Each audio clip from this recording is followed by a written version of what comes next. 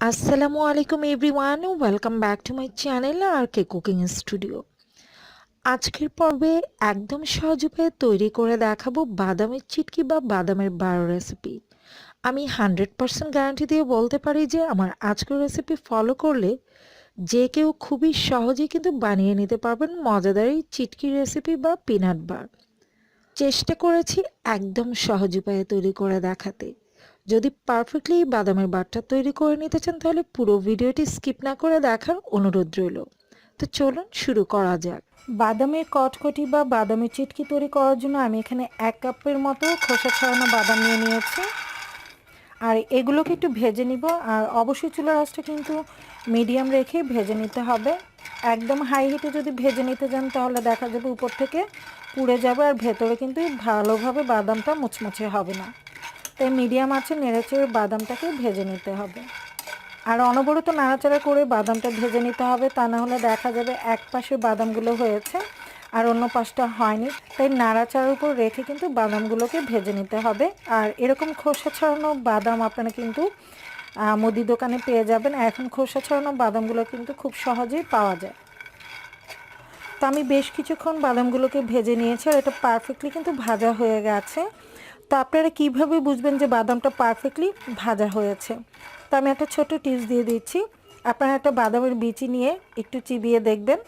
তো চিবিয়ে নেওয়ার পর যদি মনে হয় যে এটা চ্যাপটা চ্যাপটা হয়ে যাচ্ছে, মুচমুচে না, কিন্তু বাদামের যে কাঁচা গন্ধ সেটা নেই, তাহলে বুঝবেন যে এটা পারফেক্টলি ভাজা হয়ে গেছে। কারণ বাদাম গরম অবস্থায় কিন্তু মুচমুচে মনে হয় না, যখন এটা ঠান্ডা হয়ে যাবে তখন কিন্তু মুচমুচে হয়ে যাবে। তো এই পর্যায়ে আমি এটা নামিয়ে নিচ্ছি। বাদামের বিচিগুলোকে আমি এরকম একটা স্টিলের পাত্রে ছড়িয়ে নিয়েছি, যাতে করে এটা দ্রুত ঠান্ডা হয়ে যায়। কারণ গরম পাত্রে রেখে দিলে হয়তো দ্রুত ঠান্ডা হতো না, সেজন্য ছড়ানো একটা পাত্রে নিয়েছি।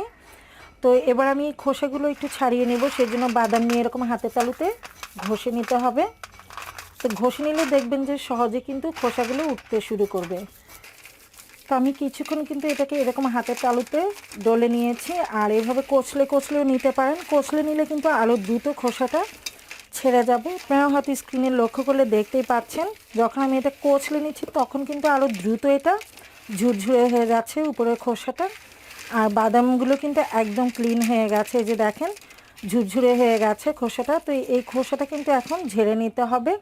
আর দু একটা কিন্তু আছে যেগুলোতে এখনও খোসা রয়েছে, তো এগুলো একটু ক্লিন করে নেবেন, যতটা সম্ভব একটু ক্লিন করে নেওয়ার চেষ্টা করবেন।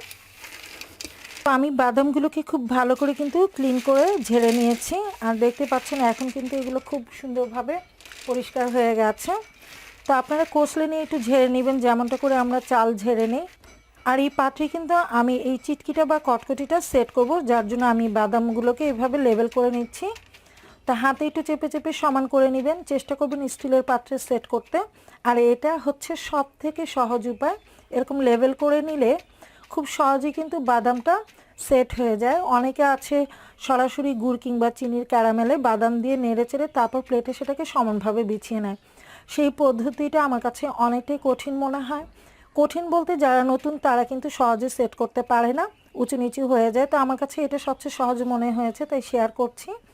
তো প্রথমে খোসা ছাড়িয়ে নিয়ে যেই পাত্রে সেট করবেন সেই পাত্রেই আপনারা সমান করে নেবেন। তো আজকে কিন্তু আমি এই স্টিলের পাত্রে এটাকে সেট করব, যার জন্য এটাতেই আমি সমানভাবে লেভেল করে নিয়েছি।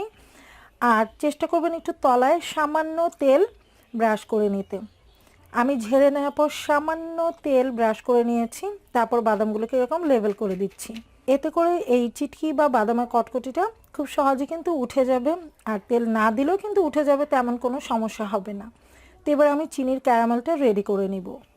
তো আমি চিনির ক্যারামেলটা তৈরি করে নিব, সেজন্য আমি এখানে 1 কাপ বাদামের জন্য 1 কাপ চিনি নিয়ে নিচ্ছি। এবার দিয়ে দিচ্ছি খুব সামান্য পানি, বেশি পানি দেওয়া যাবে না, যাতে করে চিনিটা একটু ভিজে যায়, এভাবে কিন্তু পানিটা দিতে হবে, অতিরিক্ত পানির প্রয়োজন নেই। তো আমি একটু জাস্ট পানি দিয়ে চিনিটাকে ভিজিয়ে নিলাম। এবার চুলার জালটা আমি ধরিয়ে দিচ্ছি। চিনিটা কিন্তু গলতে শুরু করেছে, আমার কাছে মনে হচ্ছে যে ক্যারামেলের পরিমাণটা কম হয়ে যাবে, তাই আমি আরও হাফ কাপ দিয়ে নিচ্ছি। কারণ ক্যারামেলটা বেশি হলে সমস্যা নেই, কিন্তু যদি কম হয় সেক্ষেত্রে কিন্তু সবগুলো বাদাম ক্যারামেল দিয়ে ঢেকে নেওয়া যাবে না। তো ক্যারামেলটা একটু বেশি হলে সমস্যা নেই, তাই আমি আরও হাফ কাপ দিয়ে নিয়েছি। আর চিনিটা কিন্তু মেল্ট হতে শুরু করেছে। তো কিছুক্ষণের মধ্যে দেখবেন যে এটা কালারটা চেঞ্জ হতে শুরু করেছে। আপনারা লক্ষ্য করলে হয়তো দেখতে পাচ্ছেন হালকা গোল্ডেন কালার হয়ে যাচ্ছে। আর হয়তো 15 থেকে 20 সেকেন্ড জাল করলে এটা পারফেক্ট একটা কালার চলে আসবে। তবে অতিরিক্ত লালচে করে কিন্তু নামানো যাবে না, তাহলে দেখা যাবে যে এই বাদামের কটকটিটা কিন্তু তিতা মনে হবে। তো আপনারা কালারটা দেখতেই পাচ্ছেন। আর এটা কিন্তু আরেকটু গরমে আরেকটু কালার চলে আসবে।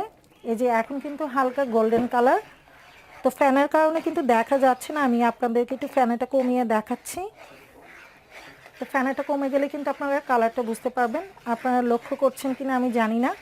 তো ফ্যানের পরিমাণটা যখন কমে যাচ্ছে খেয়াল করছেন যে কালারটা কিন্তু অনেকটা ডিপ মনে হচ্ছে। আর এটা কিন্তু ঠান্ডা হতে হতে আরও অনেকটাই ডিপ হয়ে যাবে, আর এটা ঠান্ডা হতে দেয়া যাবে না। তো এই যে আমি ফ্যানটা কমিয়ে আপনাদেরকে দেখিয়ে দিলাম। এর চেয়ে বেশি কালার করে কিন্তু নামানো যাবে না, তাহলে কটকটিটা তিতা মনে হবে। তো এই পর্যায়ে কিন্তু আমি এটাকে নামিয়ে নিচ্ছি। তো চিনির ক্যারামেলটা কিন্তু ঠান্ডা হতে দেওয়া যাবে না, দ্রুতই কিন্তু এটাকে গরম অবস্থায় এরকম বাদামের উপর বিছিয়ে নিতে হবে। তো আমি ঘুরিয়ে ঘুরিয়ে এটা বিছিয়ে নিচ্ছি সব দিকে, যাতে বাদামগুলো ক্যারামেলে ঢেকে যায়। নিয়েছি আর হালকা একটু চামচের সাহায্যে একটু লেবেল করে দিচ্ছি, যাতে সবগুলো বাদামই ক্যারামেলে ঢেকে যায়। তো সব দিকে যেন সমানভাবে ক্যারামেলটা সেট হয়। একটু হেলিয়ে দুলিয়ে এভাবে সেট করে নেবেন, যেভাবে আমি করছি। তাহলে দেখবেন সব দিকে সমানভাবে এটা ছড়িয়ে যাবে। যেহেতু এটা গরম, এখনও কিন্তু লিকুইড আছে, এই যে দেখতে পাচ্ছেন এটা কিন্তু দুলছে।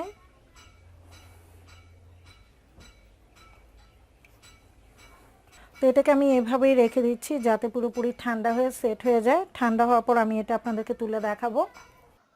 তো আমার বাদামের বারবার চিটকি রেসিপিটা কিন্তু পারফেক্টলি ঠান্ডা হয়ে জমে গেছে। আর দেখতে পাচ্ছেন এটা কিন্তু উপরটা একদম সেট হয়ে গেছে, আর বেশ পারফেক্টলি কিন্তু এটা জমে গেছে।